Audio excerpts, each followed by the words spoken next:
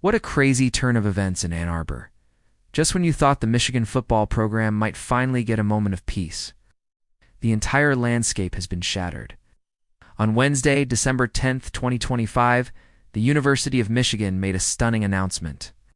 Head football coach Sherrone Moore's contract was terminated for cause.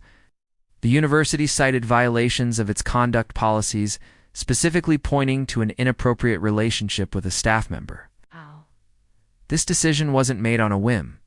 It followed a swift internal investigation that, according to multiple reports from ESPN, Fox Sports, and The Athletic, left administrators with no choice. They concluded Moore had violated institutional standards, triggering the university's zero-tolerance policy. Now let's talk about why that little phrase, "for cause," is so incredibly important. When a coach is fired without cause, the university is usually on the hook for a massive buyout, often tens of millions of dollars. But a for-cause dismissal? That means Michigan believes it has the legal grounds to walk away without paying Moore the remaining balance on his 5-year contract. It's a huge financial distinction. While legal challenges are always possible, and likely in a situation like this, as of now, Michigan has sidestepped a major financial bullet. For those who don't remember, Moore was supposed to be the symbol of continuity.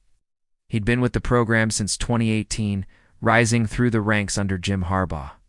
He coached the offensive line, became a co-offensive coordinator, and then took over the offense entirely. When Harbaugh left for the NFL after that magical national championship season, promoting Moore to head coach felt like the most natural move in the world.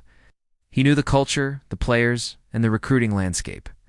He was the safe choice, the guy who would keep the train on the tracks.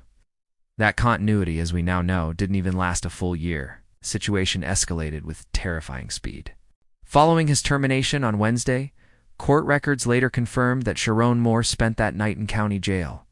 Details surrounding the arrest are still limited, but Fox Sports reported that he was still in custody as of Thursday morning. University officials have been tight-lipped, citing personnel privacy and the ongoing legal situation, but the core reason remains: the inappropriate relationship.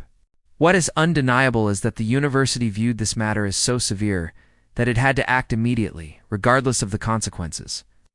And let's be clear, the timing could not have been worse. We're talking about a move that happened after the early signing day, right in the middle of peak transfer portal season, and long after most of the coaching carousel had stopped spinning. Not to mention, the team was supposed to be preparing for its bowl game and focusing on off-season roster retention. Multiple industry sources told CBS Sports they were absolutely floored that Michigan actually pulled the trigger. Not because of the allegations themselves, but because of the sheer chaos this would cause. One Power 5 athletic official put it bluntly, telling CBS Sports, quote, "Didn't think it was actually going to happen. But Michigan moved anyway, signaling a desire to draw a firm line in the sand after years of turbulence.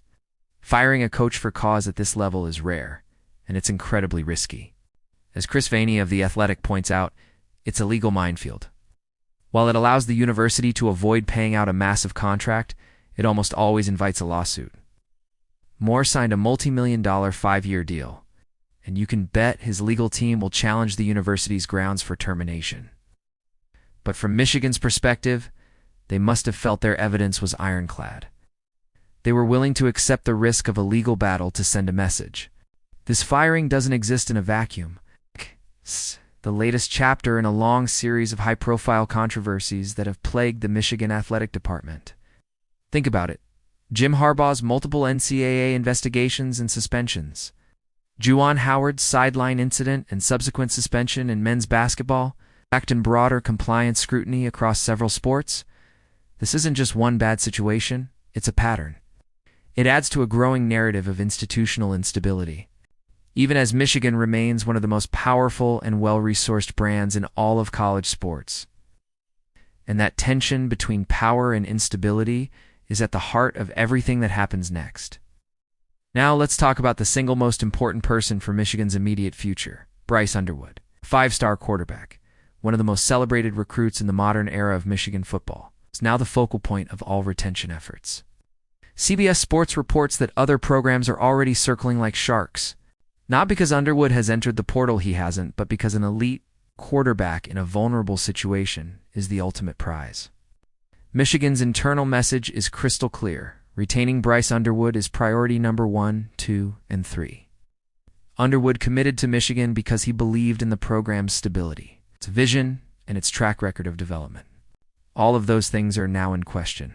Sources say that Michigan's interim leadership has already been in constant contact with Underwood and his family, trying to offer reassurance and calm the waters. But whether those words are enough will depend almost entirely on who Michigan hires as its next head coach and how quickly they can make it happen. Every day of uncertainty is another day for a rival coach to whisper in his ear. The timing of this firing creates enormous roster risk. With a head coaching change, a 30-day window opens for players to enter the transfer portal without penalty. While we haven't seen a mass exodus just yet, insiders expect the floodgates to open if the uncertainty drags on. Michigan's athletic department is now juggling 3 critical priorities at once: retaining the current players, preventing a wave of portal losses, and somehow continuing to recruit in a very late cycle.